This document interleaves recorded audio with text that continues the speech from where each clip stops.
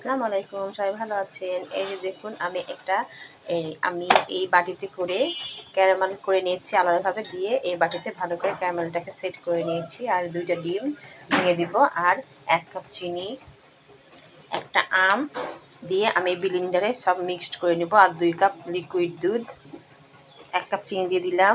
এবার আমি আমগুলো দিয়ে দিলাম, তারপরে 2টা ডিম ভেঙে দেব। 2টা ডিম ভেঙে দিলাম। এবার 2 কাপ লিকুইড দুধ দিয়ে দিয়েছি আর 1 কাপ শুকনা দুধ দিয়ে দেব। এই যে আমি গুঁড়া দুধ দিয়ে দিয়েছি, দিয়ে আমি এখানে ভ্যানিলা এসেন্স দিয়ে দিলাম, দিয়ে আমি এটা ভালো করে মিক্সড করে নেব। এই যে আমার হয়ে গেছে। এবার আমি এটাতে ঢেলে দেব।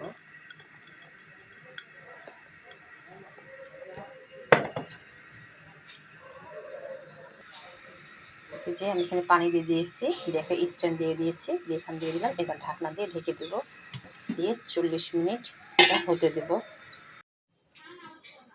এই যে আমার পুডিং হয়ে গেছে, আম দিয়ে পুডিং আমি কেটে নিলাম, ফ্রিজে সারাতে রেখে দিয়েছিলাম। দিয়ে এই যে বাইর করে আমি থালায় তুলে নিলাম। দেখুন কত সুন্দর ভিতরটা হয়েছে আর সফটিও হয়েছে। এই যে দেখুন সবাই